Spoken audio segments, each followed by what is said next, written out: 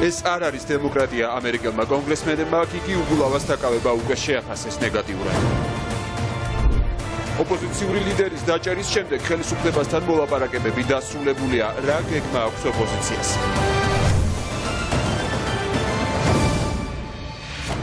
მოგესალმებით, თქვენ უყურებთ მთავარს 12-ზე, მე მიშა სესიაშვილი ვარ. და ჩვენ ახლა კადრში შეგვიძლია ვნახოთ მატროსოვის ციხე, შენობა, რომელიც ბოლო თვეების განმავლობაში ივანიშვილის პირადი პატიმრების საპრობილად გადაიქცა. ეს არის შენობა, სადაც გუშინ კიდევ ერთი პოლიტიკური ლიდერი შეიყვანეს და სადაც ოლიგარქი სხვა ოპონენტების გაშვებასაც გეგმავს. ჩვენი ინფორმაციით გიგი უგულავა ამ დროისთვის სამარტოო საკანშია მოთავსებული. მას ღამით საშუალება არ მისცეს საბატიმროში შეეტანა პირადი ნივთები და წიგნები, რომელიც ის შვილთან ერთად გადაარჩია.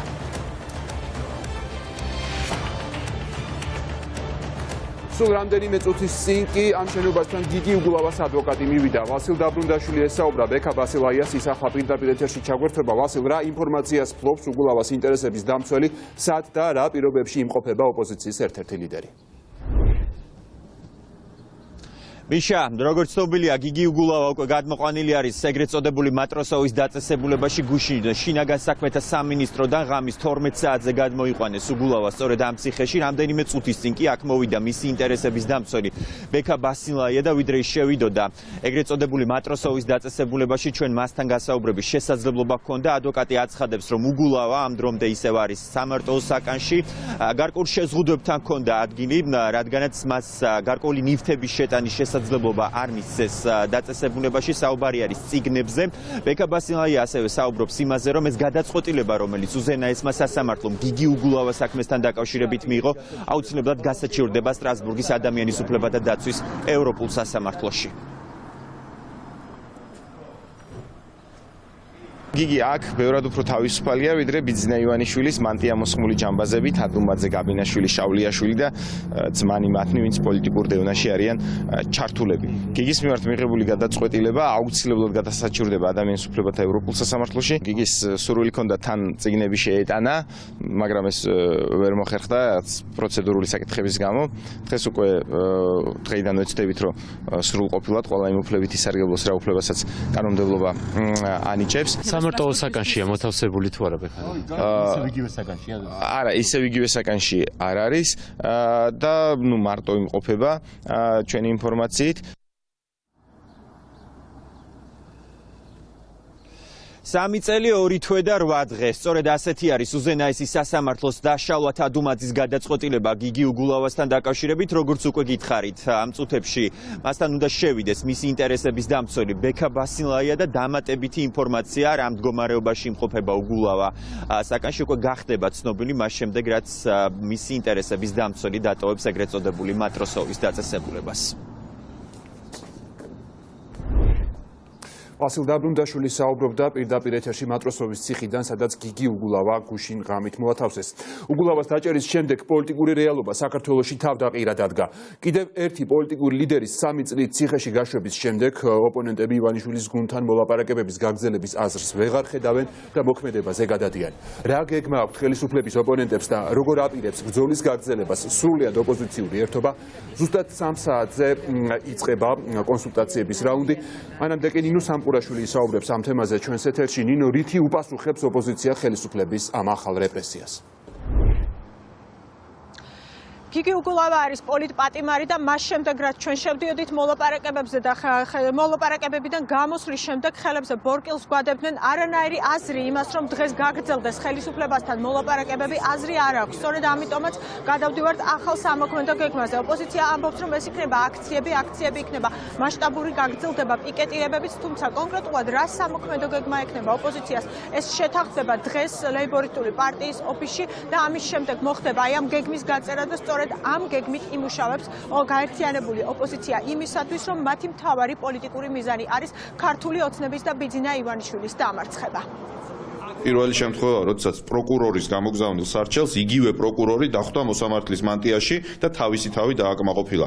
პროკურორი და მოსამართლე როცა ერთი და იგივე ადამიანია და თან ეს ადამიანი ივანიშვილის პირადი ადვოკატია, რამე კითხვის ნიშანი რჩება საერთოდ, რომ ეს არის პოლიტიკური ნიშნით დევნა და უგულავა არის პოლიტიკური პატიმარი.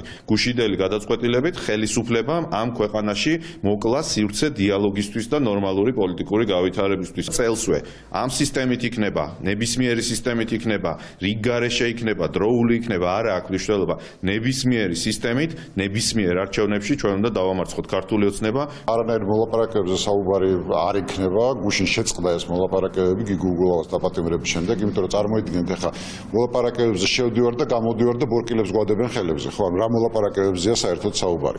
ამიტომ ეს დამთავრებული ამბავია, ოპოზიცია გადადის სამოქმედო გეგმაზე, კონკრეტულ სამოქმედო გეგმაზე, რაც გულისხმობს ძალიან ბევრი მიმართულებით ჩვენს გააქტიურებას, როგორც ქუჩის აქციები, მანიფესტაციები, დიდი მასშტაბური აქციები, რეგიონებში აქციები, ასევე საარჩევნო მიმართულებით გავაძლიერებთ მუშაობას, ასე რომ ეს ორი მიმართულება იქნება ახლა მთავარი კონკრეტულ დეტალებს ჩვენ უკვე შევათანხმეთ თითქმის ყოველდღიურ ჩვენ შეხვედრებზე, დღესაც არის დაგეგმილი შეხვედრა ლეიბურისტ პარტიაში, პოლიტიკური პარტიების, სადაც უკვე კონკრეტულად ვისაუბრებთ, ხვალ რას ვაკეთებთ, ზეგვრას ვაკეთებთ.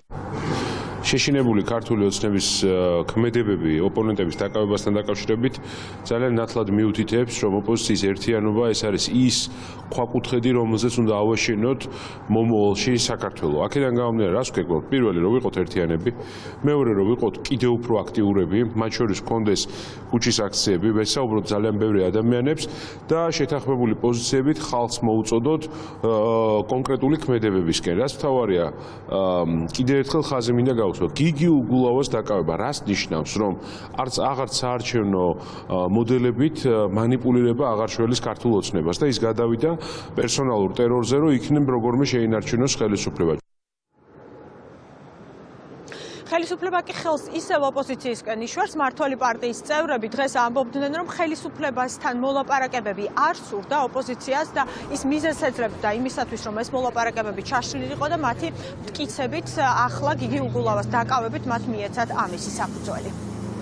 ჩვენ ნახეთ და ალბათ ჩვენი ქვეყნის თითოეული მოქალაქე გრძნობდა, რომ ჩვენი ოპონენტები მოლაპარაკების მაგიდასთან იყვნენ ჩიხში შესული, მათ არ ჰქონდათ სურვილი იმის, რომ შემდგარიყო კონსენსუსი და ეძებდნენ მიზეზს იმისთვის, რომ რადიკალური განცხადებები გაეკეთებინათ. ამ საკითხზე, როგორც ჩანს, წინასწარ ჰქონდათ ეს სცენარიც შემუშავებული, რომ გამოიყენებდნენ იმისთვის, რომ უარი ეთქვათ მოლაპარაკებაზე, ასე რომ მე კიდევ ერთხელ მინდა მოუწოდო მათ, რომ კონსენსუსი ეს არ არის სამმხრივი პროცესი, ეს არის თითოეული ჩვენთაგანის როგორც პასუხისმგებლობა, ასევე ვალდებულება და ამასთან სხვა ნებისმიერი საკითხის მიღმა არის უპასუხისმგებლობა. ოპოზიცია კი ამბობს, რომ მოლაპარაკებები ჩაშლილია და ეს მოლაპარაკებები ქართულმა ოცნებამ ჩაშალა. ოპოზიციის წევრები დღეს ლეიბორისტული პარტიის ოფისში 3 საათზე ისევ შეიკრიბებიან და მთავარ სამოქმედო გეგმასთან დაკავშირებით ბოლო დეტალებს შეათანხმებენ.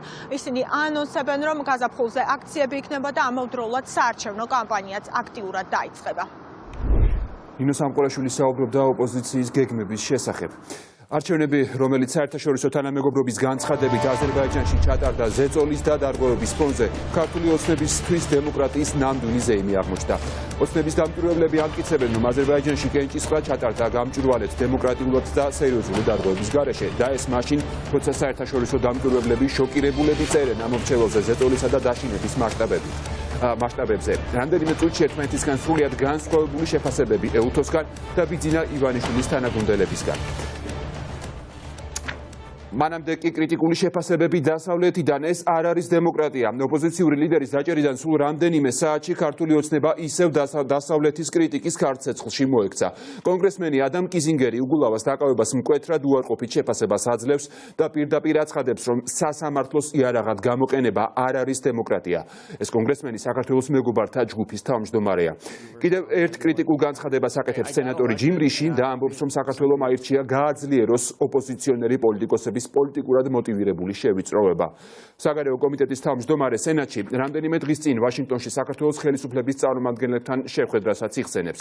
საგარეო საქმეთა მინისტრს უთხარი, რომ დამოუკიდებელი სასამართლო სისტემის ჩამოშლა და ოპოზიციის დევნა მიუღებელი საქციელია. წერს სენატორი, რომელსაც ოცნების ხელისუფლება ოპონენტებთან მოლაპარაკებების გაგრძელებას და დემოკრატიის გაძლიერებას პირდებოდა.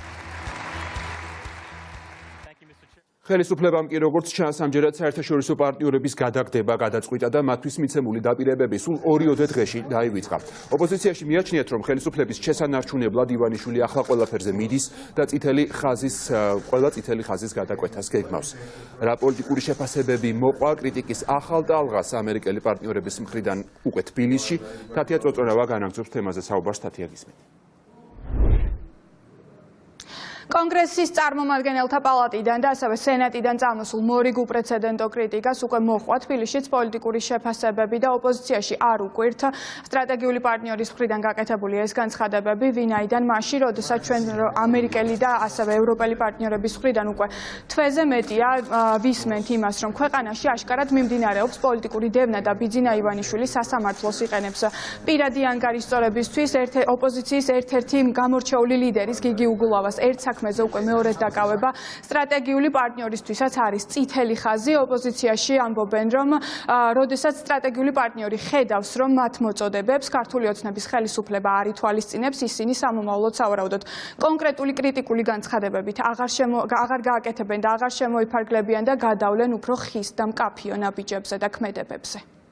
ფაქტი ისაა, რომ ბიძინა ივანიშვილმა ომი გამოუცხადა საკუთარ მოქალაქეებს და ამ ომში ყოველდღიურად უფრო ღრმად შედის და რა თქმა უნდა, როდესაც ჩვენი ამერიკელი პარტნიორები ამბობენ, რომ საქართველოს მოქალაქეებთან ვართ და საქართველოსთან როგორც სახელმწიფოსთან ვართ, ეს იმას ნიშნავს, რომ ისინი იქნებიან სამართლიანად მებრძოლი საქართველოს მოქალაქეების მხარეს, მაგრამ ბიძინა ივანიშვილს აუცილებლად მოსთხოვენ პასუხს. ფრაზები, რომლებშიც გამოყენებულია ტერმინები, რომ საგანგაშოა და სასამართლო პოლიტიკური არაღად არის გამოყენებული, პირდაპირ არის მიმართული ბიძინა ივანიშვილის მიმართ, რომელსაც ჩვენმა საუკეთესო პარტნიორებმა ამერიკელებმა გააგებინეს, რომ ბიძინა ივანიშვილის მესიჯი მიღებული აქვთ, რომ ის ამერიკას ვერ ხედავს საქართველოს პარტნიორად. ბიძინა ივანიშვილმა მკაფიო კურსი აიღო რუსეთთან მიმართებაში და ეს დაინახეს და გააგებინეს გუშინდელი დაკავების შემდეგ ამერიკელმა პარტნიორებმა. ეს არის გადაცხადებები, რომელშიც აბსოლუტურად ცალსახა ყველანი მოკიბის გარეშე არის საუბარი, საქართველოში დემოკრატია აღარ არის,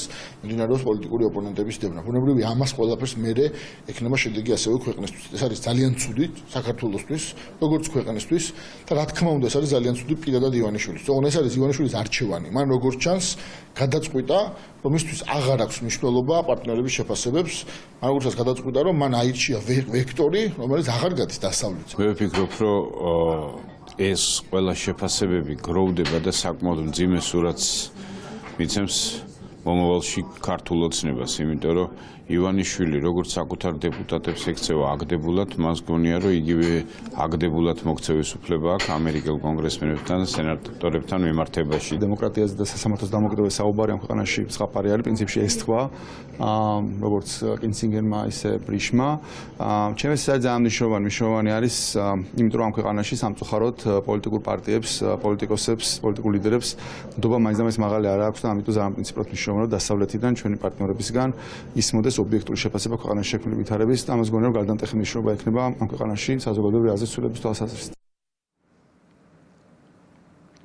მართლობის მძიმედ დასრულებას ოპოზიციის გარდა ქართულ ოცნებას უწინასწარმეტყველებენ ანალიტიკოსებიც, მაშინ როდესაც ჩვენ უკვე აშკარად ვხედავთ ბიძინა ივანიშვილის რუსულ თამაშს, ანალიტიკოსები ამბობენ, რომ რეალურად ბიძინა ივანიშვილი და ქართული ოცნება დაასრულებენ კონკრეტული სანქციებით, თუნდაც ჩვენ უკვე გვაქვს რეგიონში ერთი ასეთი მაგალითი მოლდოველი ოლიგარქის პლახატნიუკის სახით და როდესაც ჩვენ თუნდაც კონგრესში წარდგენილ კანონპროექტში ვხედავთ, რომ ყოველდღიურად თითქმის კონგრესმენები უერთდებიან მოთხოვნას, რომ კონკრეტულ პირებს დაუწესდეს სანქციები საქართველოში, აუცილებლად ბიძინა ივანიშვილი მმართველობას მათ შორის ფინანსური სანქციებითაც დაასრულებს.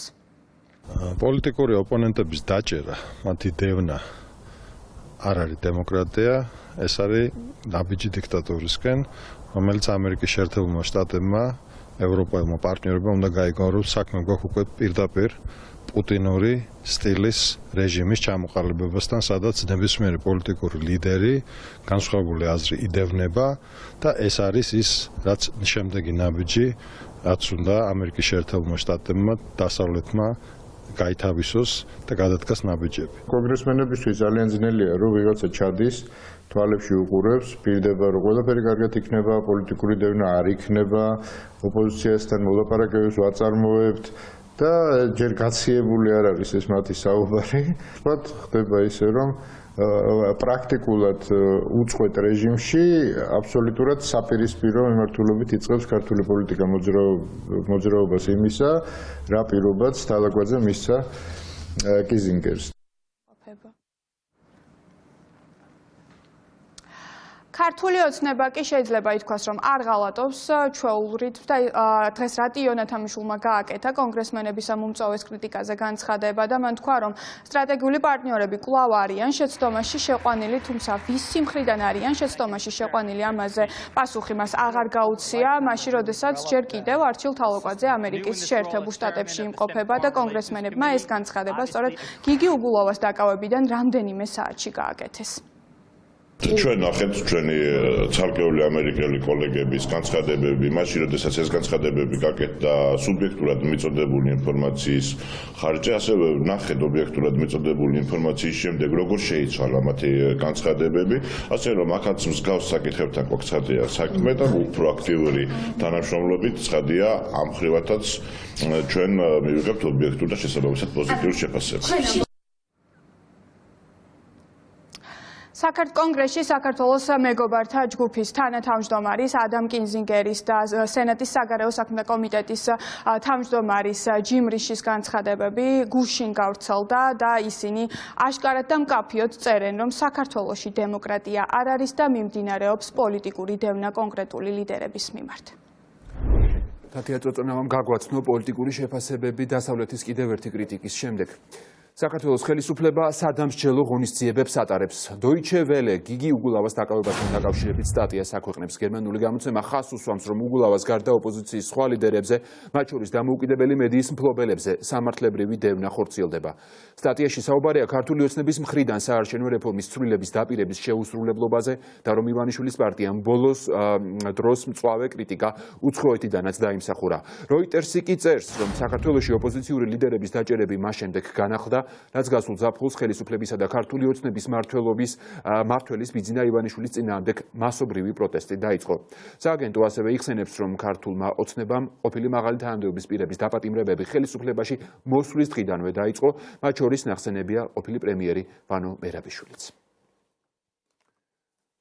3 წელი და 2 თვე გიგი უგულავა მატროსოვის ციხეში უკვე მესამედ შედის, თუმცა მისივე თქმით საბატიმროში ისმიდის გაცილებით უფრო თავისუფალი, ვიდრე ივანიშვილის მონები არიან. ემოციური იყო გიგი უგულავას დამშვიდობება მის შვილებთან და თანამებრძოლებთან, თუმცა მისი თქმით ბრძოლა გრძელდება, ბრძოლა ღირსებისთვის და ღიმილით სახეზე.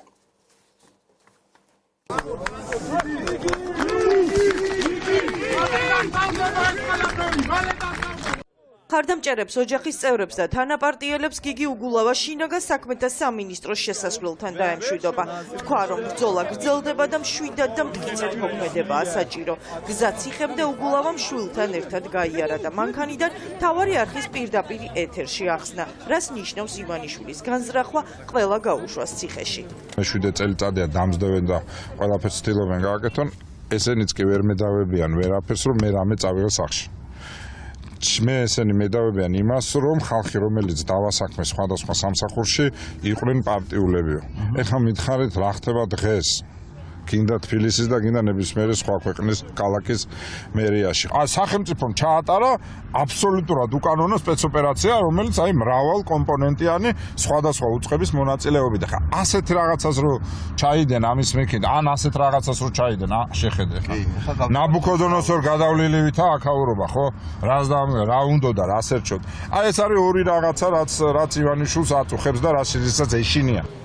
გიგი უგულავა პირველი ქართველი პოლიტიკოსია, რომელსაც ერთი და იგივე საქმეზე პატიმრობა ორჯერ მიუსაჯეს. ბიძინა ივანიშვილის ყოფილი პირადი ადვოკატის შალვა თადუმაძის გადაწყვეტილებას არანაირი სამართლებრივი დასაბუთება არ აქვს, ამბობს უგულავას ადვოკატი, რომელმაც მატროსოვის ციხეში ოპოზიციის ლიდერი ღამითვე მოინახულა. გიგი აქ მატროსოვის ციხეზე ბევრად უფრო თავისუფალია, ვიდრე სოროში დამალული ბიძინა ივანიშვილის მანტია მოსხმული ჯამბაზები, თადუმაძე, შავლიაშვილი, გაბინაშვილი, ლეგიონია სახელი მათი. მას შემდეგ რაც დასაბუთებული გადაწყვეტილება, თუმცა რა უნდა დაასაბუთონ ამ ჯამბაზებმა, ჩაგუბარდება ჩვენ მოვამზადებთ ადამიანის უფლებათა ევროპული სასამართლოსთვის სარჩელს და დარწმუნებული ვარ, რომ ადამიანის უფლებათა ევროპული სასამართლო თავის სახელს დაარქმევს იმ უმსგავსობას, რასაც გიგი უგულავას დღევანდელი განაჩენი ქვია. უზენაესი სასამართლოს გადაწყვეტილების შემდეგ გიგი უგულავას ადვოკატები თავად დაუკავშირდნენ შინაგან საქმეთა სამინისტროს და უთხრეს, რომ დაკავების ოპერაცია საჭირო არ იყო და უგულავა ციხეში თავისი ფეხით მივიდოდა.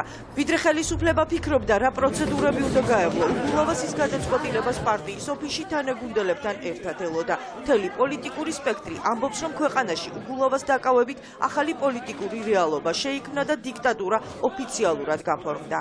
სწორედ ასე მტკიცეთ და მშვიდად მივიდეთ საბოლოო გამარჯვებამდე, რომელიც არის გარდაუვალი და ამ გამარჯვების ერთ-ერთ სიმბოლოდ დღეს კიდევ ერთხელ ნამდვილად იქცა გიგი უგულავა. ჩანს, რომ დაჭერები არ არის ის, რაც ოპოზიციას შეაშინებს, სიმართლეც, ღირსებაც და პრინციპულობაც არის დღეს სწორედ ოპოზიციის მხარეს, იმ ადამიანების მხარეს, რომლებიც თავაწეულები შედიან და ბეროთ რო თავისუფლები ციხეში, ვიდრე დღეს შოთაძე ბიძინა ან ნებისმიერი მისი მონა იმყოფება. ვარწმუნე ბიძინა ივანიშვილის, ბიძინა ივანიშვილს, რომ არსებული სისტემით უფრო მწარედ დამარცხდება მისი ხელისუფლება, ვიდრე ქვეყნისთვის სრულიად სასარგებლო პროპორციული არჩევნები. Რამდენიმე თვეში როგორც კი ეს ხელისუფლება დასრულდება, იგი უგულავა, ირაკლი ოქროვაშვილი, გიორგი რურვა და დანარჩენი პოლიტპატიმრები, რომლებიც არიან ივანიშვილის პირადი ტყვეები, რა თქმა უნდა, იქნებიან თავისუფლებაზე. ეს არის პოლიტიკური დევნის ღია მაგალითი, როგორ შეუძლია პროკურატურას მართოს პოლიტიკური დევნა, ისე რომ პროცესები დაანაწილოს და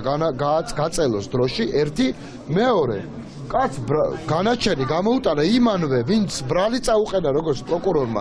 ეს არის კატასტროფა. აღარაფერი აღარ დარჩა, რაც ამ ხელისუფლებას და სასამართლოს არ დაურღვევია. ყველანი ციხეში, დიახ.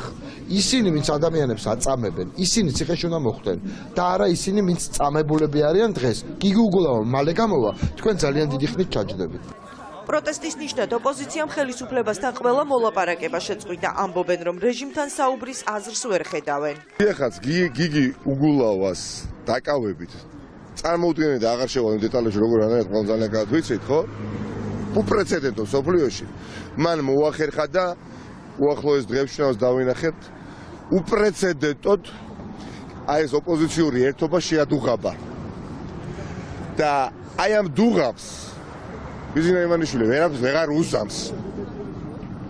და აი ეს შედუღაბებული ერთობა ბიძინა ივანიშვილის აუცილებლად და დაამარცხეს, ოღონდ მე გულახდილი მინდა ვიყო, თავს ვერ დავდებ, რომ ეს ადამიანი ოქტომბრის არჩევნებამდე მიაღწევს. მან მოსპოს შესაძლებლობა ეხლა ამ ეტაპზე ნორმალიზაციის ყველა და თვითონ გაწირა საკუთარი თავი ესეთი ბედისთვის და ქვეყანა დააზიანა შემდეგ ჯერზე. ჩვენ და გიგისთვისაც ეს არ ყოფილა მოულოდნელობა, თქვენ თვითონ იცით მის კომენტარებზე და დამოკიდებულებაც ამის მიმართ, ისევე როგორც ზოგადად მე დარწმუნებული ვარ, რომ საზოგადოებისთვის ეს უბრალოდ კიდე ერთი ნიშანია იმისი, რამდენი რამე გვაქვს შესრულებული, მას შემდეგ რაც ამ სამარცხინო ლიდერს და მის კლოუნებს მოვიცილებთ მშვიდობიანად. მოქალაქეებს და საზოგადოებას მინდა მემართო.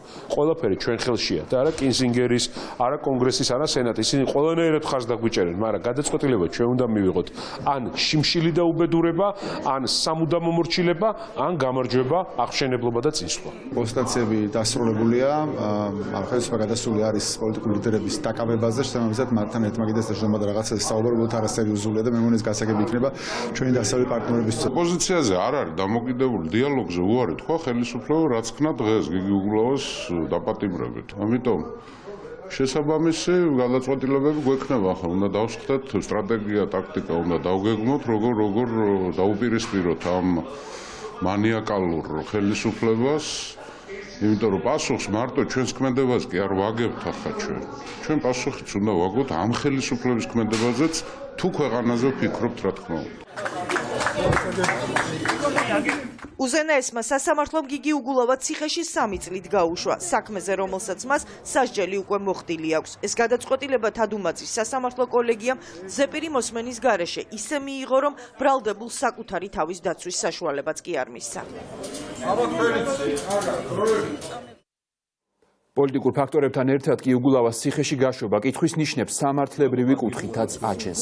ადამიანის უფლებათა სწავლების ცენტრში რამდენიმე დეტალზე ამახვილებენ ყურადღებას. პირველი სამართლებრივი ვადების დარღვევა, ასევე მათი თქმით გადაწყვეტილება უგულავას საქმეზე არ უნდა მიეღო კოლეგიას, რომლის წევრიც შალვა თადუმაძე იყო, რადგან ეს უკანასკნელი სულ რამდენიმე თვის წინ გენერალური პროკურორი იყო და უგულავას მთავარი ბრალდებელიც. ეს საქმე სამართლებრივი პრობლემურობის გარდა ხასიათდება ძალიან დიდი პოლიტიკური წონით, პოლიტიკური მნიშვნელობით და იმ ვითარებაში, როდესაც ისედაც დაძაბული არის პოლიტიკურად ქვეყანაში მდგომარეობა და მუდმივად კრიზისის ზღვარზე ვართ, ჩვენ პოლიტიკურად მსგავსი ტიპის გადაწყვეტილებები ხელს არ უწყობს არსებული პრობლემების კონსტრუქციულ და კონსტიტუციურ ჩარჩოში გადაჭრის შანსებს. ჩვენ არ გვინახავს ჯერ განაჩენი და უფრო მეტი დეტალი მას შემდეგ გვეცოდინება, თუმცა ეს გარემოებები, რაზეც უკვე გამოყვეთეთ, იგივე ვადები თუ კონკრეტული მოსამართის ანუ შალოთადუმაძის ჩართულობა ამ საქმეში არ აღძრავს მაღალნდობას და არტოვებს განცდას, რომ გადაწყვეტილება იყო მიღებული ბოლომდე სამართლიანად. ოპოზიციის მწვავე კრიტიკას და ბრალდებებს კი მართველი გუნდი ჩვეული ცინიზმით პასუხობს. ერთი და იგივე საქმეზე უგულავას ორჯერ გასამართლება მათთვის სამართლიანობის აღდგენაა. ხელისუფლება არც ქუჩის დაანონსებულ პროტესტზე იღებს პასუხისმგებლობას და ტრადიციულად ოპოზიციას ადანაშაულებს. ამასთან კახაკალაძემ დაადასტურა, რომ გუშინ მან შეცდომა დაუშვა, როცა უგულავას გაფლანგვის აღიარება დააბრალა. ეს ჩემი შეცდომა იყო, მე გავაკეთე არასწორი გამარჯვება მასთან.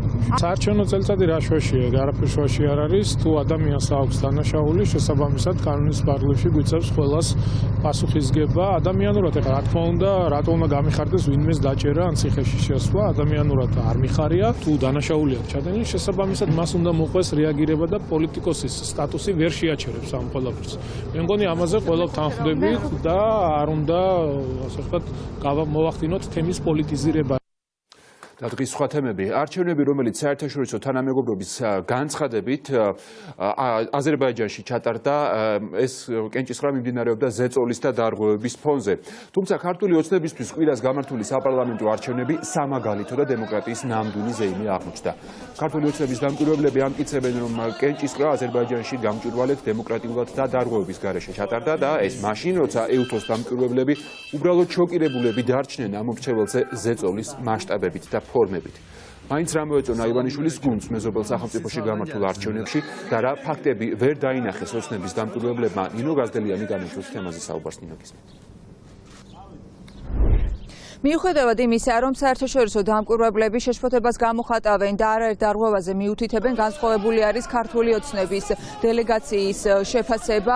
აზერბაიჯანში ვადამდელ საპარლამენტო არჩევნებს აკვირდებოდნენ მარნეულის მერი და გარდაბნის მაჟორიტარი დეპუტატი და მათი შეფასებით კენჭისყრამ ჩაიარა გამჭვირვალედ და დემოკრატიულად, თუმცა ინტერნეტში გავრცელდა არაერთი კადრი, სადაც ჩანს, როგორ ყრიან ბიულეტენებს საარჩევნო ურნაში და ასევე როგორ ატოვებინებენ დამკვირვებლებს საარჩევნო უბანს მას შემდეგ, რაც მათ დარღვევები გამოავლინეს.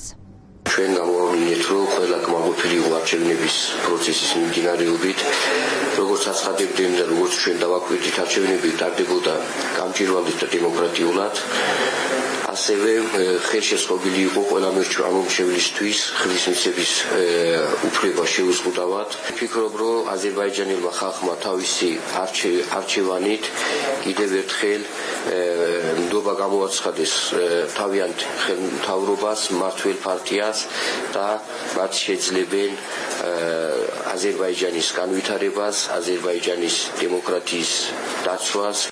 საერთაშორისო დამკვირვებლები ღიად საუბრობენ დარღვევებზე. მათი თქმით, გამოვლინდა ზეწოლის ფაქტები და მოქალაქეებს არ ჰქონდათ არჩევანის თავისუფლად გაკეთების საშუალება, რაც ქვეყანაში არსებული პოლიტიკური ვითარებით არის განპირობებული. ასეთი ფონი კი საერთაშორისო დამკვირვებლები ფიქრობენ, რომ ეჭქვეშ აყენებს უკვე არჩევნების ნამდვილობას. 9 თებერვალს ჩატარებულ ვადამდელ საპარლამენტო არჩევნებში ამომრჩევლებზე ზეწოლის არაერთი ფაქტი დაფიქსირდა. ასევე მოქალაქეებს არ ჰქონდა საშუალება გაეკეთებინათ არჩევანი. ეს განპირობებული იყო ქვეყანაში ჯანსაღი და ჯეროვანი პოლიტიკური დისკუსიებისა და დებატების არარსებობით, ინფორმაციის გავრცელების შეზღუდვით. მივიღეთ ბევრი შეტყობინება, რომ დაფიქსირდა ზეწოლის ფაქტები, როგორც ამომრჩეველზე, კანდიდატებზე და მათ წარმომადგენლებზე. არჩევნების კარგად ორგანიზება არ ნიშნავს, რომ ის დაფუძნებულია დემოკრატიულ ღირებულებებზე და საერთაშორისო სტანდარტებზე. კარგი არჩევნები ნიშნავს ამომრჩეველებთან მაქსიმალურ სიახლოვეს და ოპოზიციისთვის მიცემულ რეალურ შანსს, რომ გაიმარჯვოს. არჩევნებში დაფიქსირებული დარღვევები გვაძლევს საშუალებას ეჭვი შევიტანოთ არჩევნების ნამდვილობაში. მიუხედავად არჩევნების ორგანიზების პროცესში მიღწეული გარკვეული წარმატებისა, დაფიქსირებული იყო ბევრი დარღვევის ფაქტი. ასევე სერიოზული შეშფოთების საგანია ხმების დათვლის პროცესზე მომხდარი დარღვევები. ასევე განსაკუთრებულ ყურადღებას იმსახურებს ამ მომრჩევლებზე განხორციელებული ზეწოლა და ბევრი პოტენციური კანდიდატისთვის და მათ შორის იგლარ მამედოვისთვის არჩევნებში მონაწილეობის უფლების შეზღუდვა. საერთაშორისო დამკვირვებლების კრიტიკული შეფასებების პარალელურად უკვე ცნობილი ხდება, რომ აზერბაიჯანის ვადამდელ საპარლამენტო არჩევნებში გაიმარჯვა მმართველმა პარტიამ ახალი აზერბაიჯანი.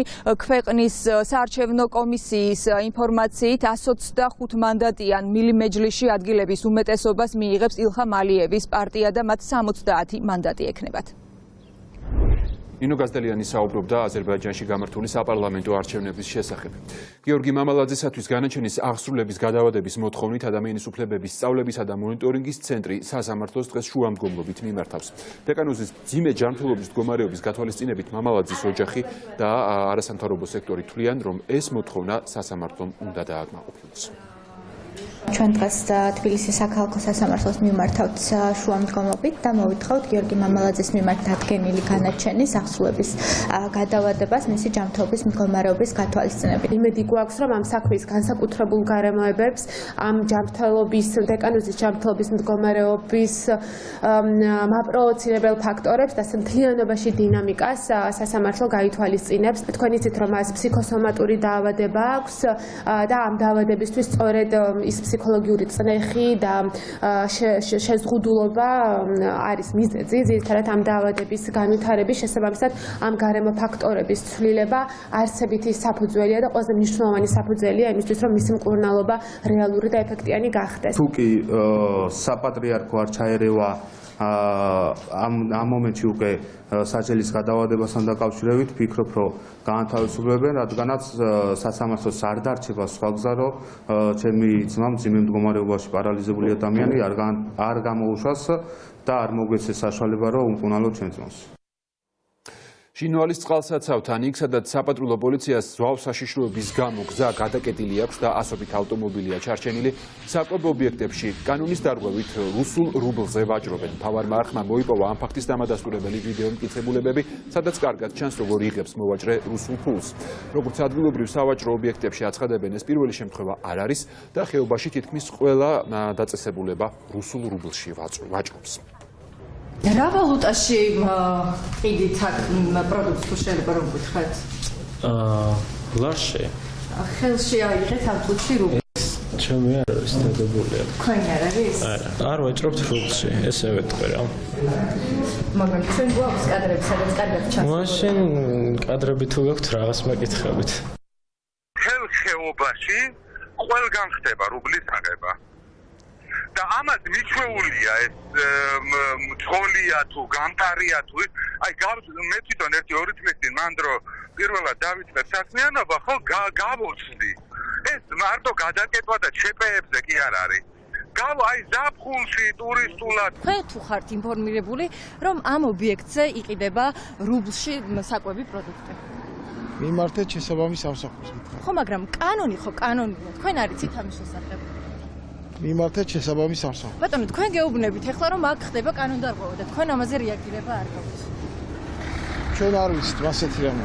მიმართეთ შესაბამის სამსახურს. ვიდეო კადრები გვაქვს გადაღებული. მიმართეთ შესაბამის სამსახურს. კადრები გაჩვენოთ. ოდიშით ჩვენ კადრები გვაქვს გადაღებული, სადაც კარგად ჩანს როგორ იღებენ რუბლს.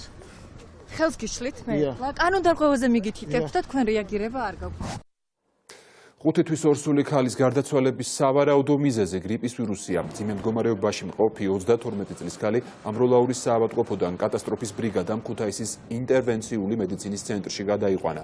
თუმცა ექიმებმა მისი გადარჩენა ვეღარ შეძლეს. კატასტროფის სამსახურის მიერ შემოყვანილი იქნა 32 წლის ქალბატონი, რომელიც იყო 20 კვირის ორსული.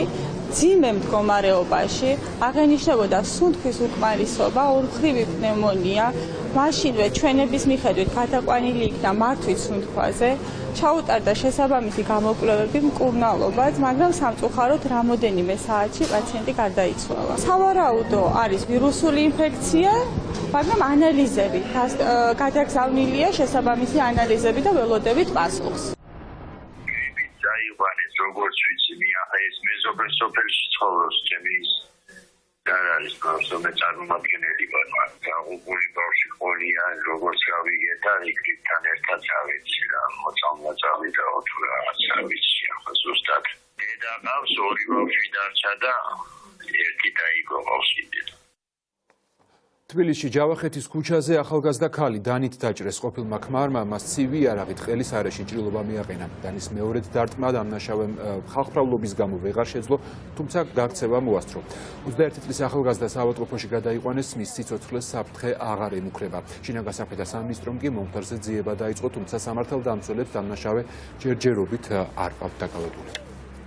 მეზობელი სუდა ყავდა წავედი დავფარე და კი მე არა შვილო არა ახლა ამ წამში მოვედი მე არაფერი არც მინახნე არც გამიგი სასწავლო დახმარების მორიგი ექიმის გადმოცემით და ასევე თვითონ პაციენტის გადმოცემით ყოფილმა მეუღლემ მიაყენა დანით ბასი საგნით ესე იგი ჭრილობა ყელის არეში საკმაოდ დიდი ზომის 7.8 სანტიმეტრის შეფასდა როგორც საშუალო სიმძიმის ჭრილობა სიცოცხლესათვის საშიში არ წარმოადგენს შეგვიძლია იყოფა დაკვირვების ქვეშ დაუწყოეთის ახალი ამბები ჩინეთში კორონავირუსით გარდაცვლთა რაოდენობა უკვე 1018-მდე გაიზარდა. ინფიცირებულია 53,000-ზე მეტი ადამიანი. მათგან კრიტიკულია 7345 პაციენტის მდგომარეობა.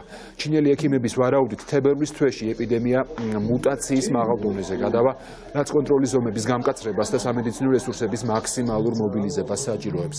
ამ დროისათვის კორონავირუსით ინფიცირების ფაქტები მსოფლიოს 28 სხვადასხვა ქვეყანაშია დაფიქსირებული. პოლონეთსა და შვედეთში კი შტორმ კიარას 5 ადამიანი ემსხვერპლა, ათეულობით მძიმედ დაშავდა. სამართალდამცველები 2 ადამიანს ამ დრომდე ეძებენ. ძლიერი ქარისა და წვიმის შედეგად 200,000-მდე ოჯახი ელექტროენერგიის გარეშეა დარჩენილი. გადაიდო ასეულობით სარკინიგზო საზღვაო და ავიარეისი. ევროპის რამდენიმე ქვეყანაში დაიხურა სკოლები. დიდი ბრიტანეთის, საფრანგეთის და გერმანიის ზოგიერთ ნაწილში ქარის სიჩქარე 90 მილს აჭარბებს საათში. სინოპტიკოსების ვარაუდით უამინდობა ევროპის კონტინენტზე მომდევნო რამდენიმე დღის განმავლობაში გაგრძელდება. ავღანეთში აფეთქებას 5 ადამიანი ემსხვერპლა, 11 დაიჭრა. ინციდენტი დედაქალაქში ქაბულში მოხდა სამხედრო უნივერსიტეტთან ახლოს. არსებული ვერსიით თვითმკვლელი ტერორისტის სამიზნე ქვეყნის თავდაცვის სამინისტრო იყო. დაღუპულებს შორის 3 სამხედრო მოსამსახურეა. ასეთი იყო ახალი ამბები ამ დროისთვის, ჩვენ პირდაპირ ეთერში უკვე 3 საათზე დავბრუნდით.